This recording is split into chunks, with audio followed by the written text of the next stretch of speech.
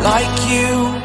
Be strong to hold the powers of the sun.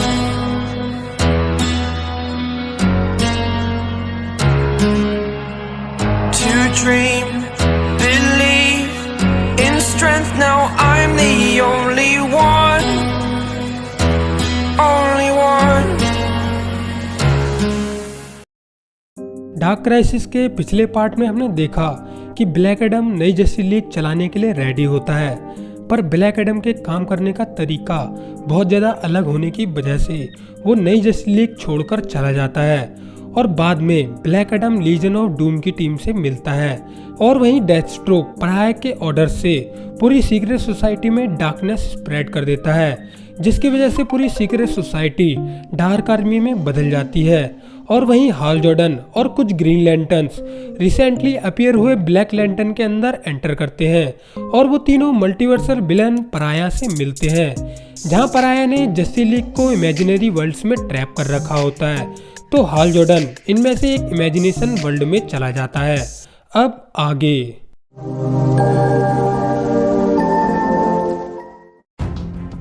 Dark crisis का part 4 शुरू होता है। हम देखते हैं हाल जॉर्डन एक इमेजिनेशन वर्ल्ड में ट्रैप हो चुका है, जहां इस वर्ल्ड के ग्रीन लैंटर्न्स हाल जॉर्डन पर अटैक कर रहे होते हैं। तभी यहां बैरी एलन का फ्लैश पहुंचता है। सो हाल जॉर्डन बैरी से कहता है, बैरी एलन ये तुम हो? तुम इतने दिनों से कहाँ गायब थे? हमें तुम्हारी चिंता हो रही थी। जिसके जवाब में बैरी एलन हाल जॉर्डन से कहता है, मुझे पराया ने ट्रैप कर लिया था एक इमेजिनेशन वर्ल्ड में, पर मुझे वॉली वेस्ट ने ढूंढ निकाला। हाल जॉर्डन कहता है, हाँ मुझे पता था वॉली तुम्हें जरूर ढूंढ लेगा, पर ये सब क्या चल रहा है? ये इमेजिनेशन वर्ल्ड क्या है? पराया को इनकी क्या ज़रूरत है? जिसके जवाब में बैरी एलन कहता है कि जब मैं अपने इमेजिनेशन वर्ल्ड से आज़ाद हुआ था, तब मैंने बाकी के सभी वर्ल्ड्स पर एक स्टडी की।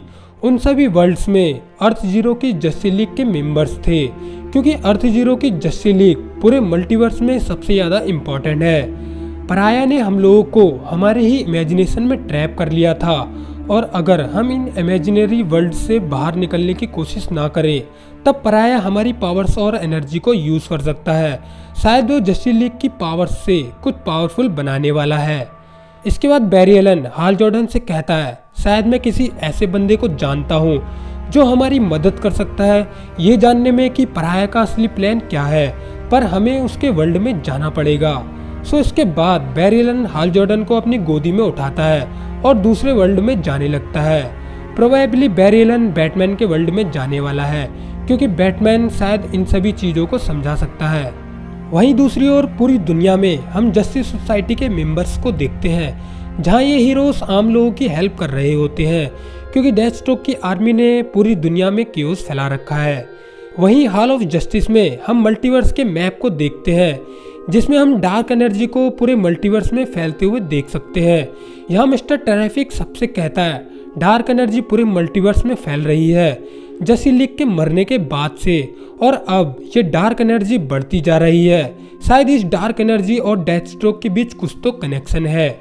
जिसे सुनकर साइबॉर्ग कहता है, हाँ डेथस्ट्रोक का कुछ तो कनेक्शन है, पर हम डार्क आर्मी को नहीं भूल सकते। ब्लैक एडम के हिसाब से डार्क आर्मी कभी भी हमला कर सकती है। वहीं हम नाइटविंग को बीस्ट बॉय के पास बैठा हुआ देखते हैं, और यह नाइटविंग बहुत ज़्यादा सैड होता है, क्योंकि बीस्ट बॉय अभी तक रिकवर नहीं हुआ है, क्योंकि उसके दिमाग में बहुत गहरा सदमा लग चुका है डेथस्ट्रोक के अटैक के बाद से। तो यहाँ एलन स्कॉट का ग्रीन लैंटर्न नाइटविंग से कहता है, तुम खुद के बारे में सॉरी फील कर रहे हो, पर इससे बीस्ट बॉय ठीक नहीं होगा। अगर हमने कुछ नहीं किया तो शायद जब बीस्ट बॉय अपनी नींद से उठेगा, तब उसके पास उसका खुद का वर्ल्ड ही नहीं होगा। तुम जानते हो डिक, मैंने तुम्हारे पेरेंट्स को सर्कस में परफॉर्म करते हुए देखा है जब तुम पैदा भी नहीं हुए थे। तुम्हारे पेरेंट्स बहुत ज़्यादा अमेजिंग और बहुत ज़्यादा फेयरलेस थे, सबकी नज़र उन पर ही रहती थी, बिल्कुल तुम्हारी तरह। जिसके जवाब में नाइटविंग एलन स्कॉट से कहता है, ये सब तुम ही कर लो, एक जस्टिस लीग बनाओ या जस्टिस सोसाइटी और मल्टीवर्स को बचा लो। जिसके जवाब में एलन स्कॉट कहता है, ये जस्टिस लीग और जस्टिस सोसाइटी तो सिर्फ एक नाम है, पर हमें तुम्हारी ज़रूरत है। वो सब हीरोज तुम्हारी सुनते हैं, और इन सभी चीज़ों के पीछे सिर्फ डेथस्ट्रोक का हाथ नहीं है, कुछ इससे भी ज़्यादा डार्क चीज़ें पीछे से काम कर रही है। वहीं दूसरी ओर black Adam legion of Doom की टीम से बात करता है और यहाँ लीजन ऑफ डूम की टीम डेथस्ट्रोक की आर्मी से फाइट करने की प्लानिंग कर रहे होते हैं, पर यहाँ गोरिल्ला ग्रॉड अभी डेथस्ट्रोक से फाइट नहीं करना चाहता।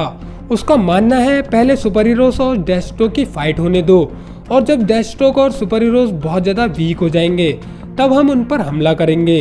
ये लोग यहाँ पर अपना प्लान बना ही रहे होते हैं, तभी यहाँ पर एक एक्सप्लोजन होता है और इसके बाद हम देखते हैं डेथस्ट्रोक और उसकी आर्मी ने लीजन ऑफ डूम की टीम पर हमला कर दिया है। और यहाँ हम ये भी देख सकते हैं अब डेथस्ट्रोक की आर्मी डार्कनेस की गुलाम बन चुकी है, जिसे हम डार्क आर्मी भी कह सकते हैं। यहाँ डेथस्ट्रोक लीजन ऑफ डूम की टीम से कहता है हमारे अगेंस्ट प्लान बनाना छोड़ दो, डार्कनेस सब जानती है, मैं चाहता हूँ तुम हमें ज्वाइन कर लो। इसके बाद लीजन ऑफ डूम और डेथस्ट्रोक के बीच फाइट शुरू हो जाती है।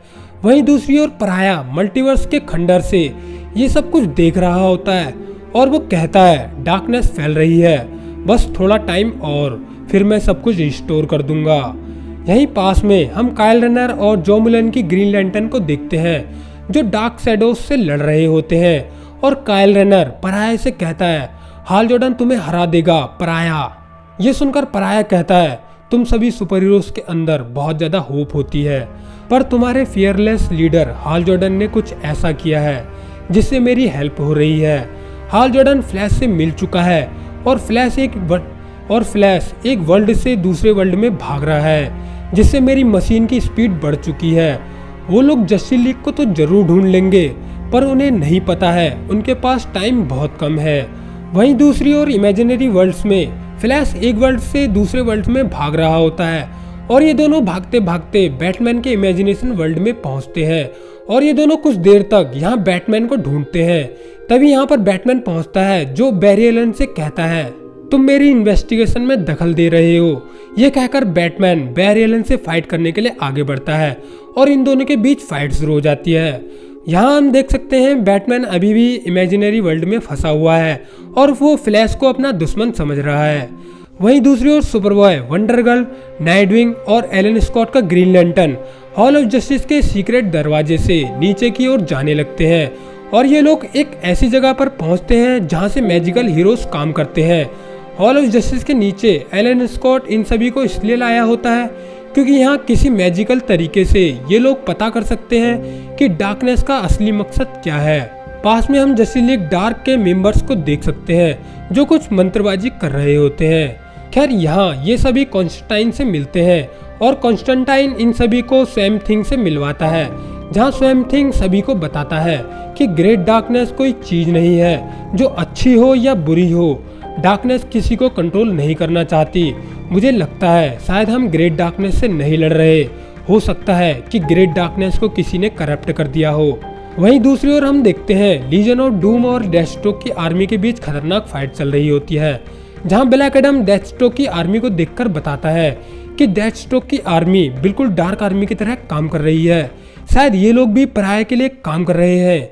जिसे सुनकर लूथर कहता है शायद इनकी पावर्स डार्कनेस से आ रही है और डेथस्ट्रोक डार्कनेस से कनेक्टेड है, शायद हमें डेथस्ट्रोक पर अटैक करना चाहिए। ये कहकर लूथर डेथस्ट्रोक से फाइट करने चला जाता है और इसके बाद लूथर और डेथस्ट्रोक की फाइट शुरू हो जाती है, जहां लूथर डेथस्ट्रोक को बुरी तरह से धो देता है और डेथस्ट्रोक अपने घुटनों पर आ जाता है और इसके बाद लेक्स लूथर उसे जान से मारने ही वाला होता है। तभी पीछे से एक विलन के हाथों से डार्कनेस निकलती है और ये डार्कनेस लूथर के अंदर जाने लगती है और साथ में सभी लीजन ऑफ डूम के मेंबर्स भी डार्कनेस के गुलाम बन जाते हैं और यहाँ ब्लैक एडम इस डार्कनेस को रोकने के लिए कुछ भी नहीं कर पाता और देखते देखते पूरी Legion of Doom Dark Army में बदल जाती है और इसके बाद डार्क आर्मी ब्लैक एडम पर अटैक कर देती है। इसके बाद हम पहुंचते हैं मल्टीवर्स के खंडर में, जहां पर हम पराये के द्वारा बनाए गए इमेजिनरी वर्ल्ड्स को देखते हैं, जिन वर्ल्ड्स में चेन रिएक्शन शुरू होने लगती है क्योंकि इन वर्ल्ड्स के अंदर बैटमैन और फ्लैश की फाइट चल रही होती है, जिसकी वजह से फ्लैश की काफी सारी एनर्जी रिलीज हो रही है और इसी वजह से हम इन वर्ल्ड्स में चेन रिएक्शन देख सकते हैं। सो इस चेन रिएक्शन को देखकर पराया कहता है देखो देखो ये हो रहा है, मेरे जस्टिस लीग से बने हुए नए वर्ल्ड्स में चेन रिएक्शन शुरू हो चुकी है। यहाँ पर आया इन वर्ल्ड से निकलती हुई डार्कनेस को छूते हुए कहता है कि शुरुआत में सिर्फ एक ही डार्क स्पॉट था, ये बहुत ठंडा और डार्क है, पर जैसे जैसे लाइट बढ़ती है डार्कनेस दर्द में रोने लगती है। पर उसके बाद ही एक नया मल्टीवर्स पैदा हुआ था। इसके बाद हम पराया को इन इमेजिनरी वर्ल्ड से पावर्स को लेते हुए देख सकते हैं और यहीं पर डार्क क्राइसिस का पार्ट 4 एंड हो जाता है।